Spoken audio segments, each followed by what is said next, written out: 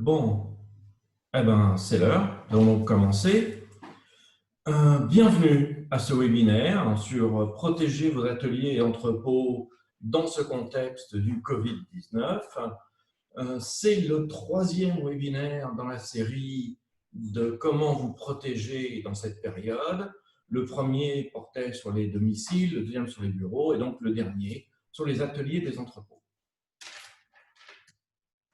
Comme d'habitude, pendant le webinaire, vous pouvez poser vos questions avec le bouton questions au bas de votre écran. Vous voyez toutes les questions des participants. Vous pouvez voter pour augmenter la priorité d'une question afin que je puisse la traiter avant les autres. Mais de toute façon, je répondrai à toutes les questions. Je répondrai à la fin de la présentation. Vous pouvez utiliser le chat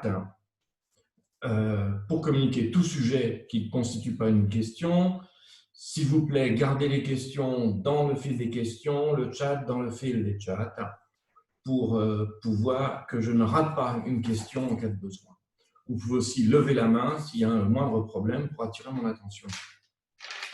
Après le webinaire, le temps, donc il est enregistré, donc le temps d'éditer la vidéo, elle sera postée sur YouTube et je vous enverrai les liens ainsi que le lien pour la présentation. Par la suite, j'écrirai un article pour résumer le webinaire et pour permettre que vous puissiez retrouver tous les éléments par la suite. Un petit rappel, nous sommes maintenant dans la période de déconfinement des populations, déconfinement que tous les pays ont décidé de faire progressif afin de reprendre une activité économique. Aucune population n'ayant acquis l'immunité de groupe, puisqu'on n'a que peu de gens qui ont été atteints par le virus au sein de la population, l'épidémie va donc rester active tant qu'on n'a pas soit de vaccin, soit qu'on ait atteint les 70% des gens touchés par l'épidémie. On estime le temps de survie du virus sur la base des autres coronavirus. Pour le carton et le tissu, à peu près 1 jour. Pour le plastique, le métal ou le verre, 2 à 6 jours. Évidemment, verre, métal et plastique à température ambiante. Aluminium, cuivre et étain, moins de 8 heures. Une chose qu'il faut bien comprendre, si vous avez des températures qui excèdent les 60-65 degrés, à ce moment-là, le virus va mourir. Donc, si on parle de métal chaud, de verre chaud, de plastique chaud, ou d'aluminium chaud, à ce moment-là, si vous êtes au-dessus de 60 degrés, le virus ne peut pas se déposer sur ces surfaces. En tout cas, il ne survivra pas. Les risques pour une société, c'est d'abord de voir apparaître un cluster au sein de ses employés. Ça peut amener une détérioration de l'image. Pensez donc à tous les usines de traitement de viande, notamment en France, mais aussi aux États-Unis, qui sont devenus des clusters importants d'infection. Une seule personne infectée suffit quelque part à mettre sous quatorzaine toute une équipe, c'est-à-dire tous les gens qu'elle aura rencontrés pendant ses journées de travail.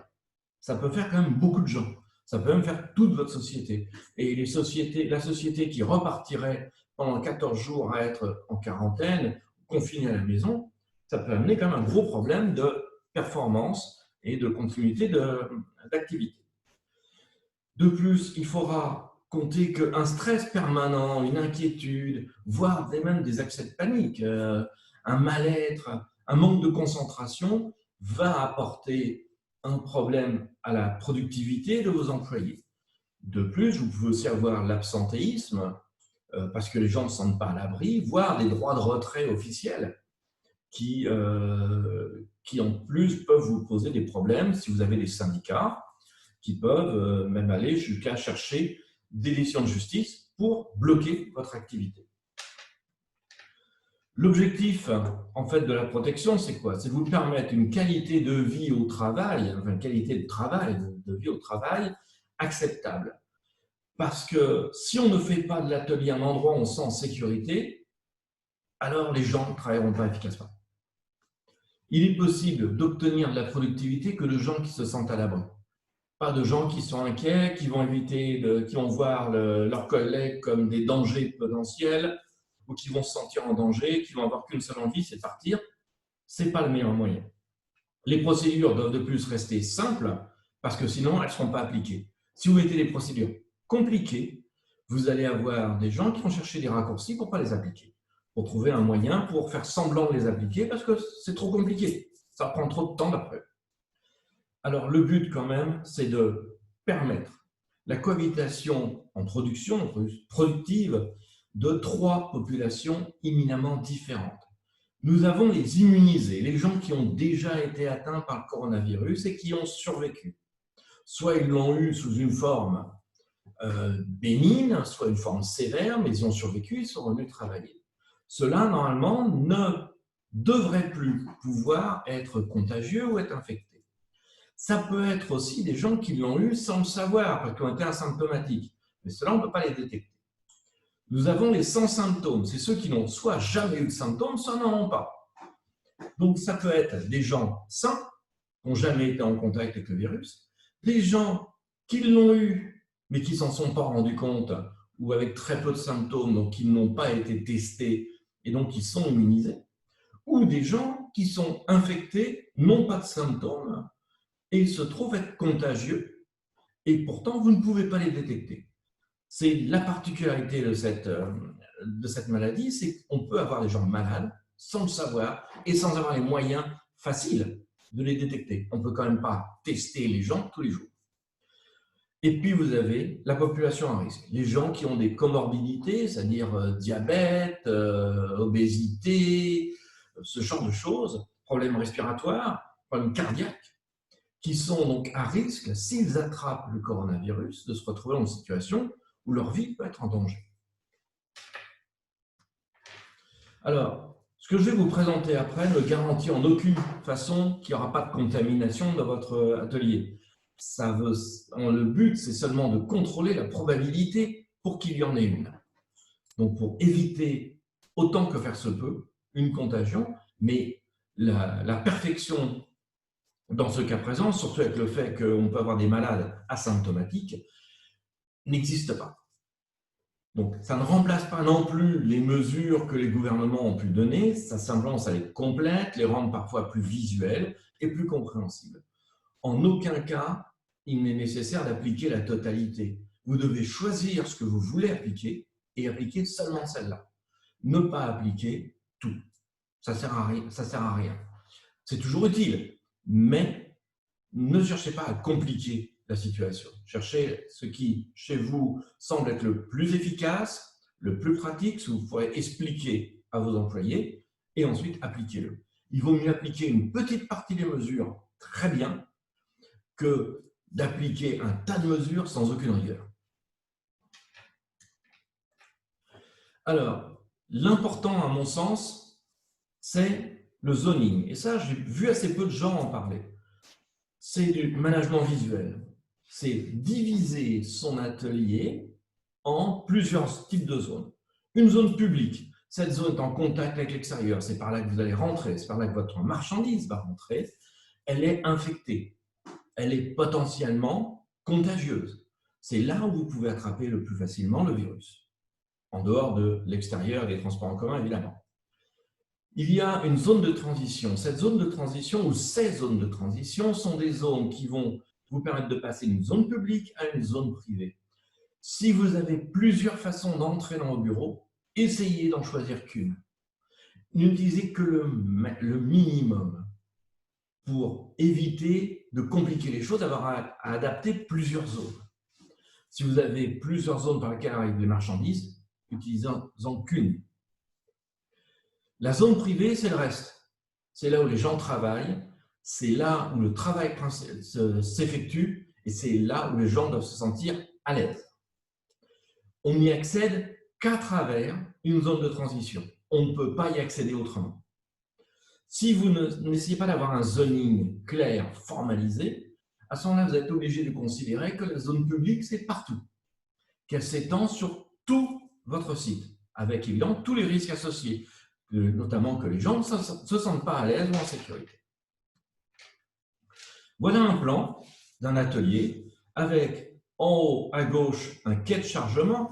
Donc vous avez entre le quai de chargement et la zone de travail une zone, et on va voir pourquoi, de quarantaine pour les cartons, de lavage de pièces, puis un sas opérateur. On va rentrer dans les détails après. En bas, c'est l'entrée dans votre atelier. Et l'entrée se fait en fait comment? Les gens rentrent, tournent immédiatement à gauche, prennent une douche, passent dans la zone propre, se préparent à rentrer et continuent. Alors, je n'ai montré qu'un seul vestiaire. Évidemment, s'il y a homme-femme, ce sera 2 vestiaires, etc. En zone verte, les gens doivent se sentir à l'aise et doivent se sentir protégés. Point. C'est la base. C'est le principal. Donc, premièrement, préparez vos zones. Choisir le chemin pour entrer dans les ateliers.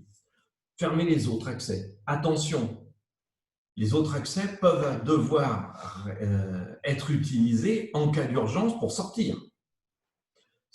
On ne s'agit pas de les fermer à clé. Peut-être qu'un seul panneau disant pour rentrer, utiliser l'autre porte suffira et laisser cette porte ouverte pour qu'en cas de besoin, d'incendie ou autre, j'espère que ça ne sera pas le cas, mais s'il y a besoin d'évacuer, il faut que ces accès soient encore ouverts. Choisir le chemin par lequel sont livrées les marchandises. S'il y en a plusieurs aussi, n'en gardez qu'un. Parce que ça va simplifier les choses. Vous pouvez pas, ça demande une organisation plus importante. Donc, n'essayez pas d'en avoir plusieurs, ça devient très compliqué après. Délimitez les zones intermédiaires par des marquages au sol, sur les murs. Si vous pouvez même les repeindre dans une couleur différente, un orange par exemple, superbe. Les gens doivent comprendre visuellement qu'ils sont en zone intermédiaire. Affichez les instructions à chaque endroit nécessaire pour qu'il n'y ait pas d'improvisation. Toutes les instructions sur comment se laver les mains, quelle est la procédure pour rentrer, pour passer à travers la zone intermédiaire, doivent être claires. Un truc avec un panneau avec des pictogrammes, des étapes 1, 2, 3, 4, 5, et c'est très clair. Et les gens vont comprendre et vont l'appliquer. Ensuite, vous devez équiper les zones avec le nécessaire. En zone publique, du gel, peut-être des masques, parce qu'il peut y avoir des clients qui viennent, etc. En zone intermédiaire, un point d'eau pour se laver les mains, nécessaire, une douche si c'est pour l'atelier, une pièce séparée ou une armoire de stockage pour les manteaux. Les vêtements extérieurs ne doivent pas rentrer en zone publique. Ou alors, ayez des housses en plastique pour les mettre. Alors, désolé, j'ai fait une faute d'orthographe. Des housses en plastique pour mettre sur les vêtements extérieurs. Ça, comme quand on va chez au lavage, à la laverie automatique, enfin à la laverie pas automatique, à la laverie service, on vous rend vêtements dans une housse en plastique très fine. Il faut peut-être pouvoir mettre ça sur les manteaux pour que s'il y a du virus dessus, vous ne puissiez pas les toucher ou vous infecter. Un tapis désinfectant pour stocker les chaussures extérieures, parce que vous allez devoir changer de chaussures pour mettre les chaussures de sécurité, mais vos chaussures que vous avez utilisées extérieures, il faut les stocker sur un tapis désinfectant, c'est quand même parfait, parce que pendant qu'elles vont rester là, les semelles vont se désinfecter. En zone privée, vous allez avoir du gel, des masques, du désinfectant pour toutes les surfaces que vous pouvez toucher, et la possibilité donc pour chacun de les utiliser. En mesure de protection, aucun vêtement de ville ne doit rentrer dans l'atelier. Les gens doivent se changer impérativement. Même en été, on ne vient pas avec les vêtements de travail. Aucun vêtement d'atelier n'est porté dehors, parce que le but du jeu, c'est de ne pas les infecter. Une douche pour rentrer dans l'atelier, une douche pour sortir. C'est conseillé. Ça peut être par contre, je peux concevoir, ça peut être très compliqué, parce que je ne sais pas comment est organisée votre société, mais ça peut être plus compliqué d'organiser comme ça. Mais il faut que les gens puissent quand même se laver facilement, parce que ça va les rassurer de pouvoir se laver quand même.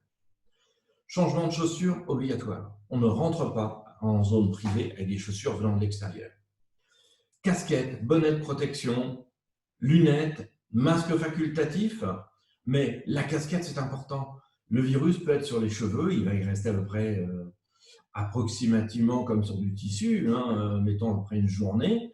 Donc, une casquette, ça protège. Et si vous venez de l'extérieur, essayez de venir avec un chapeau. Vous le laisserez dans le vestiaire et vous mettrez une casquette après à l'intérieur. Distanciation des postes de travail, au besoin des panneaux de plexiglas pour isoler les postes de travail. Ça dépend de comment vous êtes organisé, comment vous pouvez vous organiser. Il ne faut pas non plus chercher à trop compliquer les choses. Après, il y a quand même, dans ce que j'ai vu, souvent, il y a beaucoup de choses qui sont mises en place juste pour faire plaisir aux syndicats.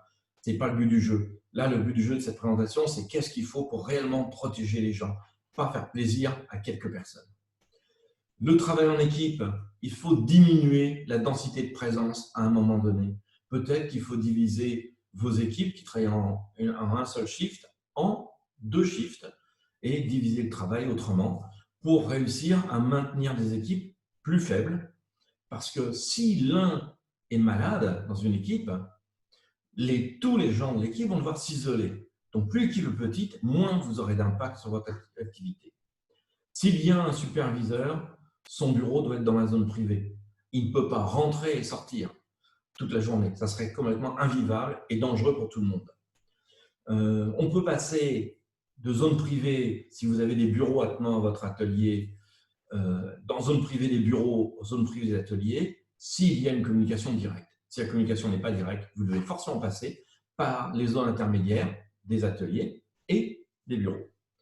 Surtout important, une formation continue avec des rappels fréquents des procédures et surtout un affichage parfait de toutes les procédures dans tous les ateliers. Les personnes extérieures à l'atelier, les livreurs, etc., ne doivent pas rentrer en zone privée. La zone publique est organisée pour la réception des clients et des livreurs. Si vous avez des livreurs, des clients qui viennent chercher des pièces, vous les attendre dehors, ne rentrent pas. Si vous avez des livreurs, à ce moment-là, les livreurs doivent rester en zone publique, ils arrivent jusqu'au quai, mais ils ne rentrent pas en zone intermédiaire ni en zone privée. Ça veut dire aussi que, par exemple, si vous aviez l'habitude que les livreurs puissent utiliser les toilettes, peut-être qu'il vous faut des toilettes de chantier mis à l'extérieur pour qu'ils puissent y accéder. Les opérateurs sur le quai, eux, vont être en contact en permanence avec des gens de l'extérieur et ils vont avoir aussi à repasser à l'intérieur. Quelque chose de très pratique dans ce cas-là, c'est la combinaison papier qu'ils mettent par-dessus leurs vêtements de travail, ça les protège. Elle est facile à enlever, elle reste en zone intermédiaire et ensuite, ils peuvent rentrer en zone privée rapidement, en se lavant les mains, etc. Et en désinfectant, en marchant sur un tapis désinfectant. Maintenant, ça veut dire aussi qu'ils doivent utiliser une casquette à l'extérieur, une casquette à l'intérieur, un masque, lunettes, gants quand ils sont à l'extérieur. Ils doivent tenir une distanciation avec les chauffeurs et les livreurs. Ils ne peuvent pas être trop proches. Le but, c'est de les protéger. Alors, après, suivant les pièces que vous allez recevoir, le traitement peut être différent.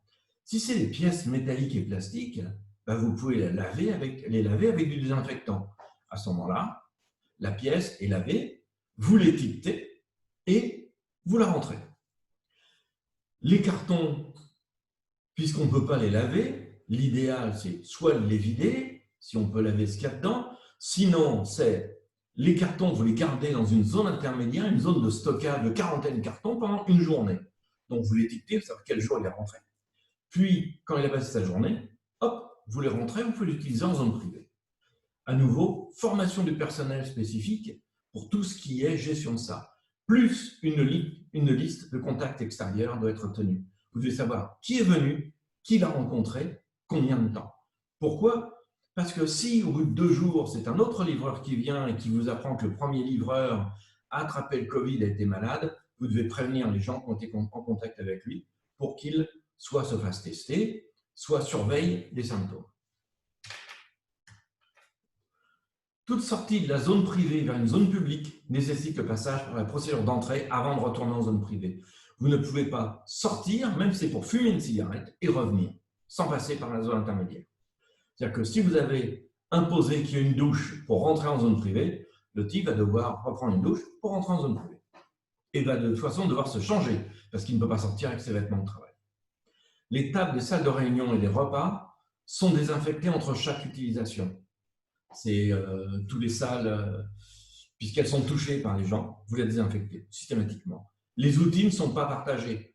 Je sais que pour faire des économies, de temps en temps, on a des jeux d'outils qu'on partage entre les ouvriers. Là, c'est plus question. Vous ne pouvez pas avoir les mêmes outils partagés. Vous ne pouvez rien partager. Ça peut représenter un certain investissement dans certains cas. Les heures de déjeuner, par exemple, peuvent être décalées afin que la salle de déjeuner ne soit pas trop occupée. vous devez avant tout maintenir un environnement calme, éviter tout éclat de voix. Alors pourquoi? Parce qu'il y a eu une étude récente qui a déterminé que si les gens parlaient fort, à ce moment-là, ils produisaient entre 6 à 10 fois plus de postillons que quelqu'un qui parle normalement.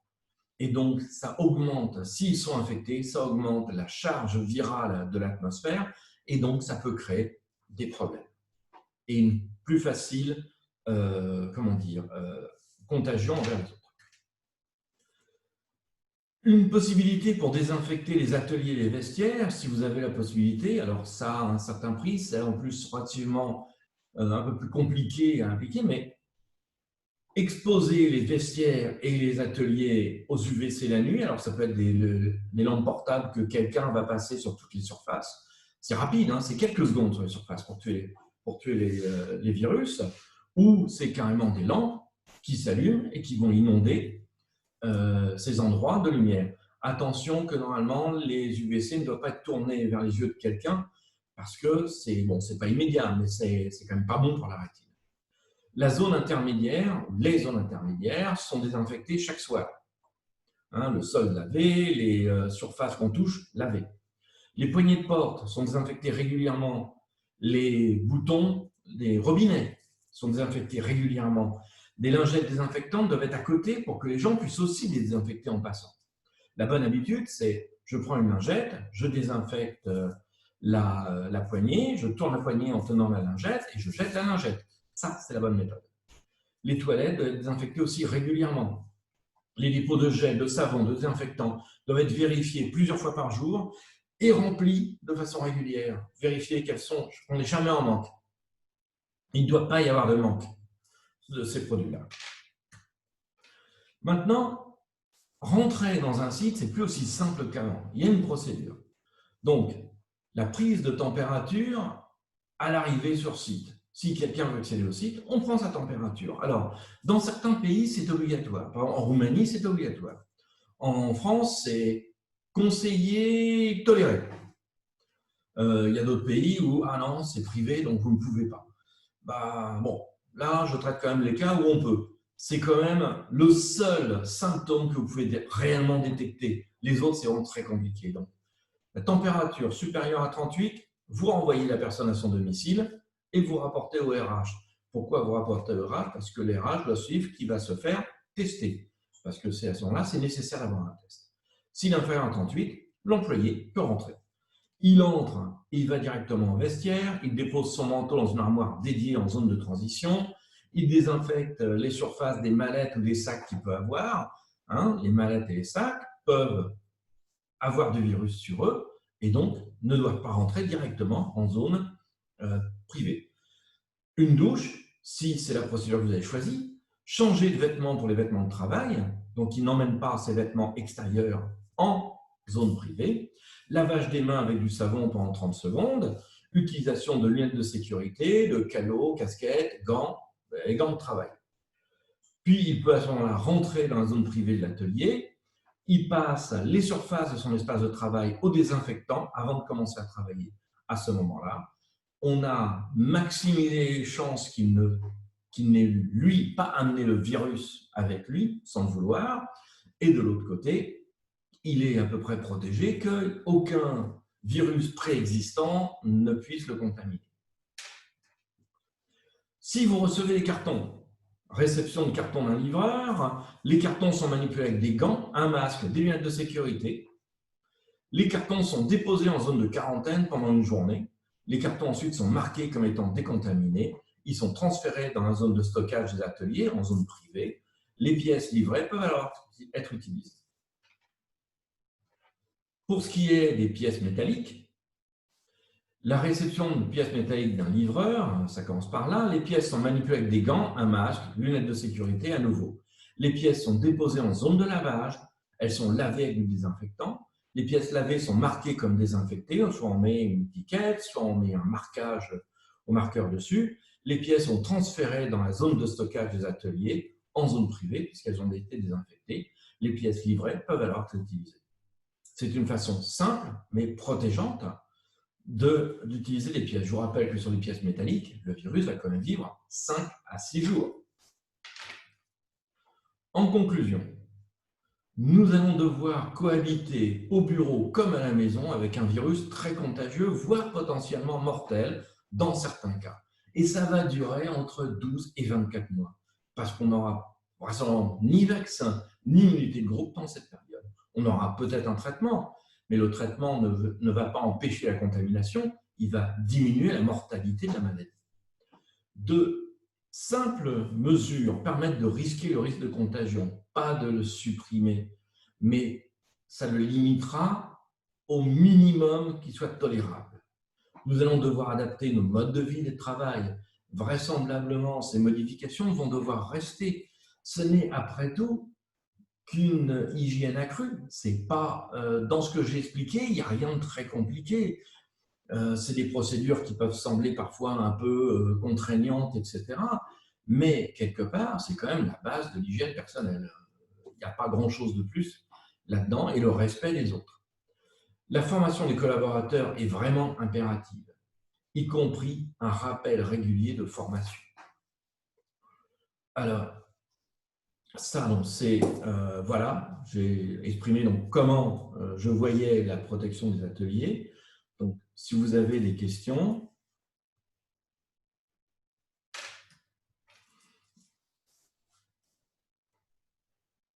Alors, je vois une question, mais elle n'est pas mise dans le fil des questions, elle est mise dans le chat. OK. Alors, est-ce qu'on n'a pas un risque de voir des syndicats s'opposer à ces mesures ou les trouver insuffisantes? Alors, on a deux cas de figure. On a le syndicat qui a envie, j'envoie en même temps, s'il vous plaît, l'évaluation, si vous pouvez le remplir, ça serait bien. Donc, on a des syndicats qui vont s'opposer à ce genre de mesures parce que c'est contre la vie privée, que c'est compliqué, qu'on perd du temps, que ça oblige les gens à se laver, bien que j'ai du mal à comprendre comment un syndicat peut s'opposer à ce que les gens se lavent. Mais ils peuvent trouver ça très compliqué. Mais quelque part, c'est quand même assez difficile de s'y opposer. Maintenant, suivant vos, vos relations avec le syndicat, les syndicats peuvent s'opposer à ces mesures en disant que ce n'est pas suffisant. Il faut faire plus, il faut investir, il faut aussi, il faut ça, il faut autant de masques, il faut des lunettes changées tous les jours, il faut des vêtements tous les jours, il faut que vous laviez les vêtements vous-même, enfin que la société lave les vêtements pour les employés. Ils peuvent demander un tas de choses. Et ça dépend principalement de vos relations avec les syndicats. Sinon, je ne vois pas pourquoi le syndicat s'y opposerait. Après tout, on cherche quand même à protéger tout le monde, y compris. Et on cherche surtout à protéger quelque part une opération qui leur paye leur salaire. Le but du jeu, quand même, c'est d'avoir la société reprenant son activité. Voilà. Est-ce qu'il y a d'autres questions? Est-ce que, pareil, c'est toujours mis dans le chat, est-ce que ces mesures ne prennent pas trop de temps sur le temps de travail? Alors, là, pareil, c'est à vous de faire un accord avec les syndicats, avec les employés. Est-ce que vous allez demander à vos employés s'ils ont besoin de 20 minutes pour se préparer, de venir 20 minutes à l'avance, et vous allez les faire pointer qu'après, ou vous les faites pointer avant? Je pense qu'il vaut trouver peut-être un juste milieu et un accord. Mais quelque part, ça devrait être faisable de trouver un accord qui satisfasse tout le monde. C'est quand même toujours pareil dans le but de protéger les gens. Bon, j'espère avoir répondu à la question. Visiblement, personne n'est satisfaite. Est-ce qu'il y a d'autres questions? Non. Bon, écoutez, je vous remercie infiniment d'avoir participé à ce webinaire. C'est donc le troisième et dernier de la série de préparer les différents espaces de travail à cette situation. Ils vont être publiés sur YouTube, comme d'habitude, et j'enverrai donc les liens aux participants et je les diffuserai aussi assez largement. Je vous remercie infiniment et je vous souhaite une bonne soirée. Au revoir et j'espère à bientôt.